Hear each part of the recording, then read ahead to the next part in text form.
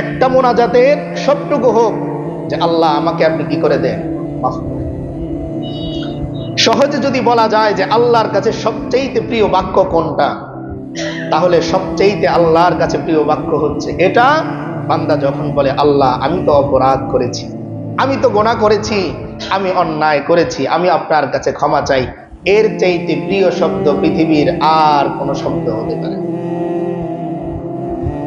এজন্য আগের ঘটনাও আমরা জানি, ঘটনা বলবো না, শুধু ইশারা দিব যে ওই যে ব্যক্তি উট হারিয়ে উট পাওয়ার পর আনন্দে বলেছিল যে আপনি আমার গোলাম আর আমি আপনার রব। আল্লাহর হাবিব সাল্লাল্লাহু আলাইহি ওয়াসাল্লাম বলতেছেন যে এই লোকের চাইতে আল্লাহ আরো কোটি কোটি গুণ বেশি খুশি হন যখন কোনো বান্দা আল্লাহর কাছে তওবা করে, অর্থাৎ আল্লাহর কাছে সারেন্ডার করে। হাদিসে কুদসির মধ্যে আল্লাহ বলেন লাউলাম তুজনিবু, ও আমার বান্দারা যদি তোমরা গুনাহ না করতে তাহলে অবশ্যই আমি তোমাদের ধ্বংস করে দিতাম, এমন একটা জাতি নিয়ে আসতাম যারা গুনাহ করত আর দিন শেষে এসে আমার কাছে তারা সারেন্ডার করত। বাদশাহী কোথায়? বাদশাহী এখানেই যে প্রজা এসে তার কাছে সারেন্ডার করবে, তার বরত্বকে মেনে নিবে, তার ক্ষমতাকে মেনে নিবে, এখানেই স্বাদ।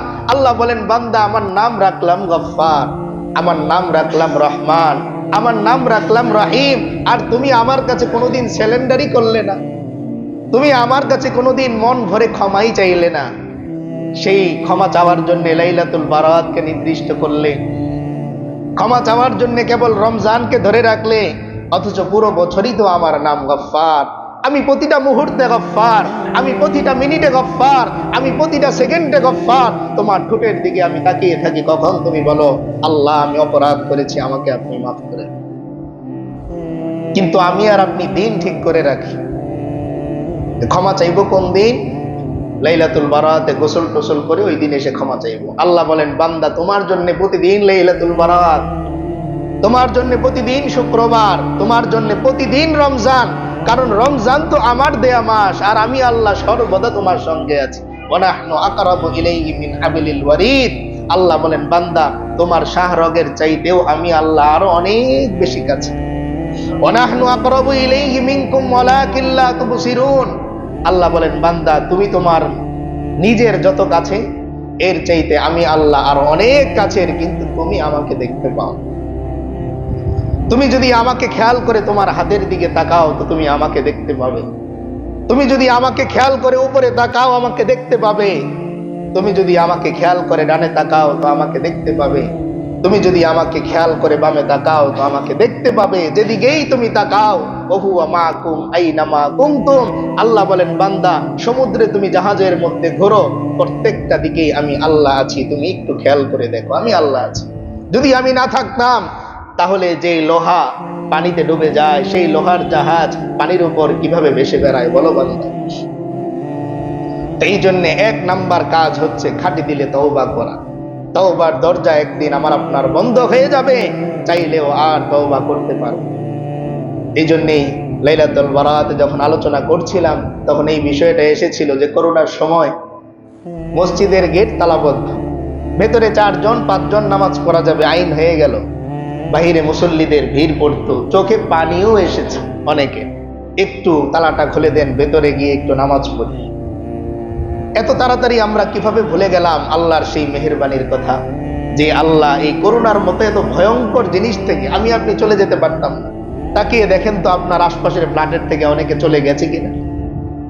আমি আপনি যে রয়ে গেলাম, আরো 4টা বছর পেয়ে গেলাম, 5টা বছর পেয়ে গেলাম, আরো রমজান পেয়ে গেলাম, আরো লাইলাতুল বারাত পেয়ে গেলাম, সে চলে গেল, আমি থাকলাম, আমি কি করে গেলাম?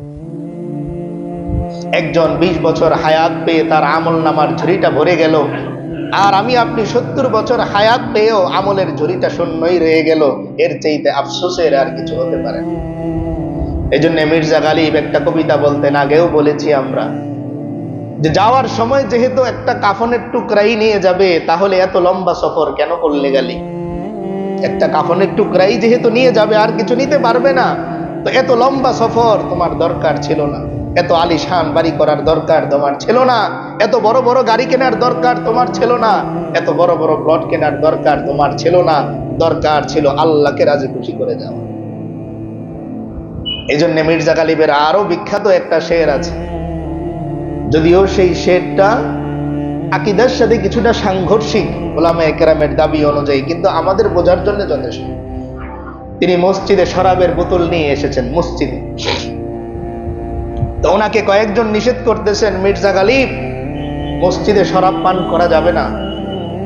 তিনি বললেন কোথায় পান করব? তারা উত্তর দিল বাহিরে পান করো। কেন? সবাই বলতেছে মসজিদ আল্লাহর ঘর, আল্লাহর ঘরে পান করা যাবে না, কোথায় পান করতে হবে? বাহিরে। তখন মির্জা গালিব বললেন যে মসজিদ যেরকম আল্লাহর ঘর, আল্লাহ মসজিদে আছেন, পৃথিবীর প্রত্যেকটা জায়গায় তো আল্লাহ আছেন, তাহলে এমন একটা জায়গার কথা আমাকে বলে দাও যেখানে আমার আল্লাহ নাই, সেখানে যে আমি মত।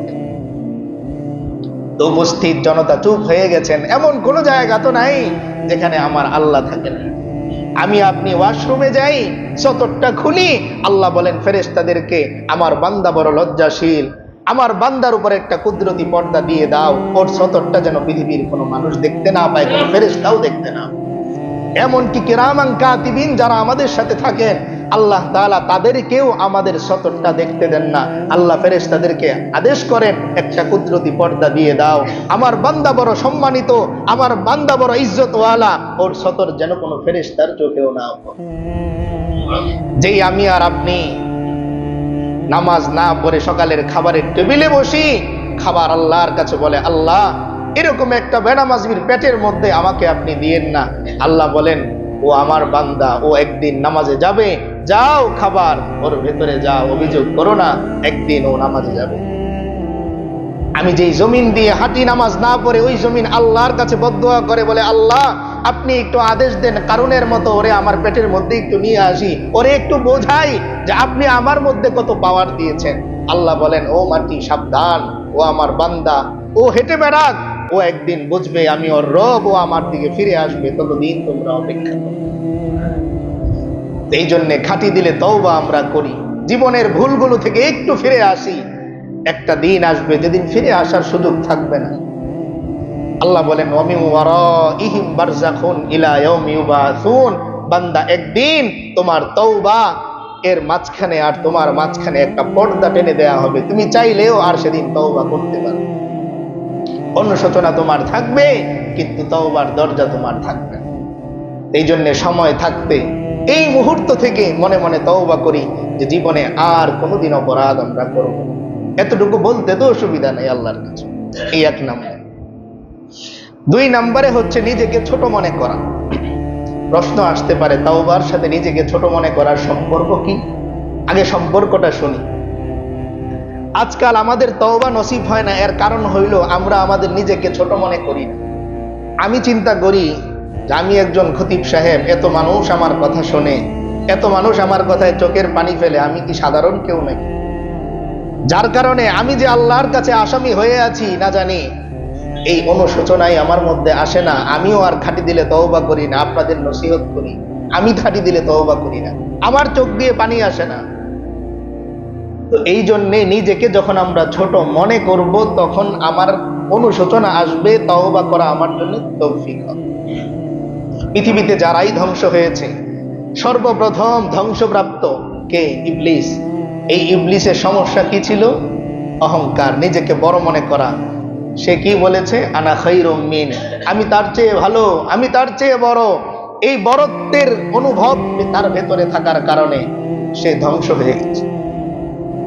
কিন্তু সেদিন তাফসীরের কিতাবে পড়তেছিলাম যে বড় মজার ব্যাপার হইল যে ইবলিস ধ্বংস হওয়ার পরেও সে বলতেছে ক্বালা রাব্বি বিমা আগওয়াইতানি, হে আমার রব। আসার সময় কি ডাকে? হে আমার রব। ইবলিস ধ্বংস হওয়ার পরেও কি ডাকে? হে আমার রব। আর আমি আর আপনি বলে গেলাম, বলিও না কোনোদিন হে আমার রব, হে আমার আল্লাহ। এই কথা আমাদের জবান দিয়ে আসেই না। তো তাফসীরটা পড়ে অবাক হয়ে গেলাম যে শয়তান তখনও পর্যন্ত আল্লাহর প্রতি তার সিলিন্ডার রয়ে গেছে, নয়তো বলতোই না। আমি আর আপনি যখন কারো প্রতি রাগ করি তখন তাকে সম্মান দিই নাকি? তখন নামের শেষ অংশ বাদ পড়ে যায়, তখন সাহেব বাদ পড়ে যায়, শুরুতে লকব বাদ পড়ে যায়। এই হাজী সাহেবের কথাও হাজী নাকি বাদ পড়ে যায় তখন। কিন্তু শয়তান তার জবান থেকে তখনও আমার রব এই কথাটা বাদ পড়ে নেই। বলতেছে রব্বি, এ আমার রব, আপনি তৌফিক দেন, মানে আপনার তৌফিকে ধ্বংস করুন। তো নিজেকে ছোট মনে করা, কেমন ছোট মনে করবেন? ছোট্ট দুইটা ঘটনা বলুন। আল্লামা শেখ সাদি রহমতুল্লাহ আলাইহি এরকম এক লাইলাতুল বারাতে আমল করতে গেছেন। খুব খেয়াল করে শুনবো এই ঘটনাটা, খুব শিক্ষণীয়। উনি ওনার বাবার হাত ধরে ইবাদত করতে গেছেন কোথায়? মসজিদে। কোন দিনে? এই লাইলাতুল বারাত। রাত্র যখন গভীর হয়ে গেল, আশপাশের সব মানুষ মোটামুটি খালি হয়ে গেল, শুধুমাত্র খাদেম সাহেব তালা দেওয়ার জন্য মসজিদ লাগিয়ে দিবে অপেক্ষায় আছে। প্রায় শেষ রাত হয়ে গেছে। তো শেখ সাদি রহমতুল্লাহ আলাইহি তার বাবার কানে কানে বলতেছেন, বাবা, এই মুহূর্তে আমি আর আপনি ছাড়া মসজিদে আর কেউ ইবাদত করতেছেন। বাবার কানে কানে বলতেছেন যে এই মুহূর্তে আমি আর আপনি ছাড়া মসজিদে আর কেউ কি করতেছেন? ইবাদত। তার বাবা সঙ্গে সঙ্গে হাত ধরলেন, বাসায় নিয়ে চলে গেলেন, ইবাদত বন্ধ করে দিলেন।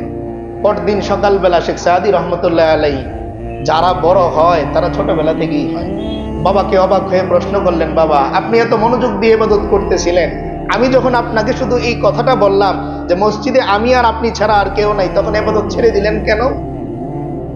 তো শেখ সাদি রহমতুল্লাহ আলাইহির বাবা তো ওই রকম বাবাই। তিনি বলতেছেন যে তোমাকে শিক্ষা দেওয়ার জন্য যে তোমার দিলের ভিতরে এটা কেন আসলো যে ইবাদত করতেছি কেবল আমি আর আপনি, ওই মুহূর্তে পৃথিবীর লক্ষ কোটি মানুষ আল্লাহর ইবাদত করতেছে।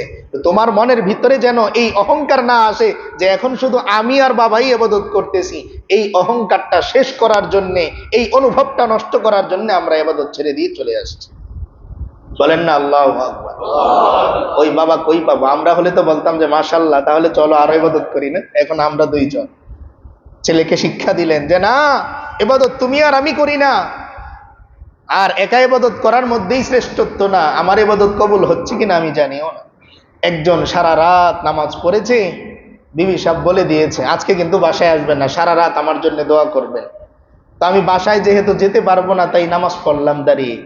আর আরেকজন গায়ে খাটে, রিক্সা চালায়, ক্লান্ত শরীর, সে 4 রাকাত নামাজ পড়েছে, সেজদায় পড়ে জায়নামাজ ভিজিয়ে চলে ঘুমাচ্ছে আরামসে। আল্লাহ বলেন ওই বান্দার চাইতেই আমার ঘুমিয়ে থাকা বান্দাটা বেশি উত্তম। ইবাদত যদি খাঁটি হয়, ইয়াকফিকাল আমালুল কালিল, এক সেজদা তোমার জিন্দেগীর জন্য যথেষ্ট। আল্লাহ বলেন একটা সেজদা তোমার জিন্দেগীর জন্য যথেষ্ট বান্দা। তাই সারা রাত ভরে ইবাদত নয়, বরং দিল দিয়ে ইবাদত করো। সেটা সারা রাত হোক আর 1 মিনিট হোক, জানো না কোন মিনিটটা তোমার জীবনের শেষ মিনিট। তাই সেজদাটা দেওয়ার সময় চিন্তা করো যে আল্লাহ, এই যে মাথাটা আমি আপনার কদমের মধ্যে দিলাম, উঠাতে পারবো কিনা তার তো আর জানি না, এই সেজদাটাই আপনি কবুল করে নিন। এমন একটা দিন কি আমার আপনার আসবে না যেই মোনাজাতটা আমার আপনার শেষ মোনাজাত হবে? আসবে না এরকম একটা দিন? আসবে সবার, আমারও আসবে। আপনারা আফসোস করে বলবেন, আরে গত সপ্তাহেই তো খতিব সাহেবের সাথে হাত তুলে মোনাজাত করলাম। এমন একটা দিন আমারও আসবে, আপনারও আসবে। হযরতে ওমরের ব্যাপারে আমরা আগেও বলেছি যে মসজিদে এলান হলেই তিনি কান্না করতেন, বলতেন এমন একটা দিন তো আমারও আসবে, আমার নামটাও এভাবে ঘোষণা করা। তো নিজেকে ছোট মনে করা 1 নাম্বার উদাহরণ। 2 নাম্বারে বলখের বাদশাহ ইব্রাহিম বিন আদহাম রহমতুল্লাহ আলাইহি, পুরনো নাম আমরা বহুবার শুনেছি। তিনি একবার হজ করতে যেয়ে চুল কাটাতে গেলেন নাপিতের কাছে। এখন উনি হুজুর মানুষ, পরিচয় তো দেন নাই, আল্লাহওয়ালা মানুষ না, হাতে তসবি নিয়ে গেছেন। তো পাশে আরেক বৃত্তশালী ব্যক্তি নাপিতের কানে কানে এসে বলতেছে, এই হুজুর তোমাকে কত দিবে, এর চাইতে যা বল আমি দিব, আমার চুলটা আগে কেটে দাও। তো নাপিত এই বলখের বাদশা ইব্রাহিম বিন আদহামকে তো আর চেনেন নাই, আর উনি যেহেতু আল্লাহওয়ালা মানুষ, পরিচয় দেন নাই যে আমি বলখের বাদশা। চুপচাপ ওই যে ভরা কলসি নরে কম, চুপচাপ বসে আছেন। ওই আল্লাহওয়ালাকে রেখে আরেক বৃত্তশালীর চুল কেটে দিছে। এইভাবে 5-6 জন সিরিয়ালে আসছে, ওনাকে পাশে বসিয়ে রাখছেন। তিনি তখন কি বলখের বাদশাহ, রানিং বাদশাহ। তো পরে যখন ওনার চুল কাটা হলো, এবার যখন পারিশ্রমিক দিবেন, তো তখন 1 দিনার বাড়িয়ে দিলেন ওই নাপিতকে। বলেন না সুবহানাল্লাহ। নাপিত জিজ্ঞেস করতেছে, হুজুর রাগ করছেন? আমি আপনাকে বসিয়ে রেখে আরো 4-5 জনের চুল কেটে দিলাম, এই জন্য রাগ করে 1 দিনার বেশি দিছেন, আমি আপনার কাছে ক্ষমা প্রার্থী। ইব্রাহিম বিন আদহাম রহমতুল্লাহ আলাইহি বলতেছেন, বাবা আমি তোমার উপর রাগ করে 1 দিনার বেশি দেই নেই, তুমি আমার এত বড় উপকার করছো, এই উপকারের বিনিময়ে আমি তোমাকে 1 দিনার দিছি। নাপিত বড় অবাক হলো, অবাক হয়ে জিজ্ঞেস করতেছি, কি উপকার করলাম? আপনার এত সময় নষ্ট করলাম? ইব্রাহিম বিন আদহাম রহমতুল্লাহ আলাইহি বলতেছেন, বাবা তুমি যখন আমাকে রেখে 2-3 জনের চুল কাটলে তখন আমার দিলের মধ্যে আসলো আমি বাদশাহ ইব্রাহিম বিন আদহাম, বলখের বাদশাহ, আমাকে বসিয়ে রেখে তুমি আরেকজনের চুল কাটো, আমার পরিচয় তুমি জানো, মনে মনে আসছে। তৎক্ষণাৎ আমার মনের মধ্যে চিন্তা আসলো, যেই লোকগুলোর চুল তুমি কাটতেছো হাসরের ময়দানে আমার আল্লাহ যদি ওই লোকগুলোকে মাফ করে দেন আর আমি ইব্রাহিম বিন আদহামকে ধরা খেওয়াই দেন, জাহান্নামী আল্লাহ বানায় দেন, তাহলে আমার চাইতে তো ওরা শ্রেষ্ঠ, তাই শ্রেষ্ঠ মানুষের চুল তো আগেই কাটবে। তো এই শিক্ষাটা আমার হয়েছে, এই জন্য আমি তোমাকে 1 দিনার বেশি দিয়েছি। এটা হচ্ছে নিজেকে কি মনে করা, ছোট মনে করা। আজকাল আপনি একটু ফার্মেসিতে ওষুধ আনতে যাবেন না, সামনে একজন নাপা ট্যাবলেট নিতে আসছে, রিক্সাওয়ালা, এই সাইড দাও তো, ওই ফার্মেসি ওলাও সাইড দেয়, স্যার আপনি এদিক দিয়ে আসেন। আপনি স্যার না কর্মচারী, হাসরের ময়দানে আল্লাহ ডিসাইড করবেন যে বান্দা আসো তুমি কি স্যার না তুমি কর্মচারী। দুনিয়ায় তো তুমি পরিচয় ছিল তোমার স্যারের, এবার আমার কাছ থেকে পরিচয় নাও, তুমি কি স্যার হবা না কর্মচারী হবা। এই জন্য নিজেকে আমরা ছোট মনে করব। 3 নম্বরে আল্লাহর ভালোবাসাকেই প্রাধান্য দেয়া, 3 নম্বরে আল্লাহর ভালোবাসাকেই প্রাধান্য দেয়া। জুনাইদ বাগদাদী রহমতুল্লাহ আলাইহি, উনি তখন ছাত্র, ওনার উস্তাদ ওনাকে বললেন চুল কেটে আসতে। মাদ্রাসায় ছাত্রদের চুল একটু বড় হয়ে গেলে কাটতে বলে উস্তাদরা। তো উনি পকেটে হাত দিয়ে দেখলেন কোনো টাকা নাই, দৌড়ে গেলেন নাপিতের কাছে। নাপিত চুল কাটতেছে, লম্বা সিরিয়াল, তখন সিজন চলে। জুনাইদ বাগদাদী ওই নাপিতকে বললেন, ভাই আল্লাহর সন্তুষ্টির জন্য আমার চুলগুলো কেটে দেয়া যাবে? খুব খেয়াল করে শুনবেন কি বলতেছেন উনি, আল্লাহর সন্তুষ্টির জন্য আমার চুলগুলো কি কেটে দেয়া যাবে? আমার কাছে কোনো পয়সা নাই। নাপিত সিরিয়াল ভেঙে দিল, যার চুল কাটতেছিল বন্ধ করে দিল, জুনাইদ বাগদাদীকে বসিয়ে চুলটা কেটে দিল। জুনাইদ বাগদাদী জিজ্ঞেস করতেছেন, ভাই আপনি এত এত টাকার বিনিময়ে চুল কাটেন, এত এত মানুষের সিরিয়াল, সবাইকে রেখে আমার চুলটা বিনা পয়সায় কেন কেটে দিলেন? নাপিত বলতেছে, বাবা আমার জীবনে কত চুল আমি কেটেছি, কেউ কোনোদিন আমাকে বলে নাই আল্লাহর সন্তুষ্টির জন্য চুলটা কেটে দেন। আজকে তুমি এমন একটা শব্দ বলছো যে আমার আল্লাহর সন্তুষ্টির জন্য চুলটা কেটে দেন, এই কথা শোনার পর আমি আর স্থির থাকতে পারলাম না, এই জন্য সবার চুল কাটা বাদ দিয়ে বাবা তোমার চুলটা আমি কেটে দিলাম। এই যে আল্লাহর সন্তুষ্টি, এই জন্য বলা হয় কেউ যদি আপনার কাছে হাতটা পেতে দেয় আল্লাহর হস্তে কিছু দেন, আপনার আল্লাহর ভালোবাসায় ওর হাতে কিছু দিয়ে দেন, কারণ নামটা কার নিছে? আল্লাহর নিছে। এই জন্য ঘটনা মনে পড়ে গেল, এক বাদশাহ হামিদ, তার কাছে এসে এক প্রজা বলল যে গতকাল রাত্রে আমি স্বপ্নে দেখলাম আল্লাহর হাবিব সাল্লাল্লাহু আলাইহি ওয়াসাল্লাম এসে বলতেছেন যে আমার হামিদকে বলবা সে কেন গতকাল দরুদ পাঠ করে নাই। তো বাদশাহ হামিদের কাছে যখন সে আসছে, আসার পরে ঢুকতে দিবে না ওজির, অনেক কষ্ট করে ঢুকলেন। ঢোকার পরে বাদশাহ হামিদ বলতেছে, বলো কি বলবা? সে বলতেছে গতকাল রাত্রে আমি স্বপ্নে দেখলাম আল্লাহর হাবিব বলতেছেন যে আমি যেন আপনাকে এসে সংবাদ দিই যে আমার হামিদ গতকাল কেন দরুদ পাঠ করে নাই। তিনি বলছেন, তিনি কি বলছেন? বলছে আমার হামিদ। আবার জিজ্ঞেস করছেন কি বলছেন? বলছে আমার হামিদ।